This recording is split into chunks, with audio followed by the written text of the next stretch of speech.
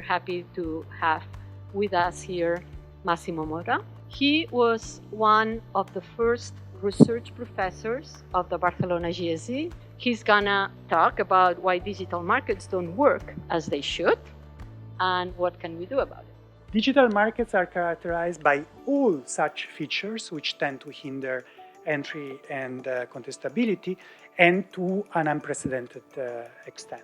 Think, for instance, of network effects, economies of scale. And the importance of data also tends to reinforce those effects. So when a company has lots of users, also has a lot of data, and machine learning works much better if it's trained on bigger data set.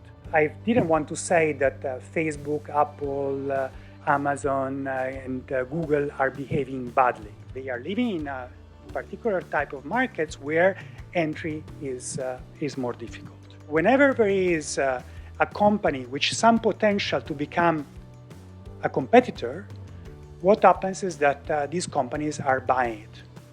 And this was the issue, for instance, with when Facebook bought Instagram and when Facebook bought WhatsApp. One thing that public policies can do is regulatory type intervention, and that code of conduct should be one where, for instance, you promote openness, contestability. For instance, you impose data portability, you impose interoperability unless there are particular reasons not to do so, you impose transparency and no discrimination by all these platforms. The other one is antitrust enforcement, privacy regulators, consumer protection, and fair trade laws.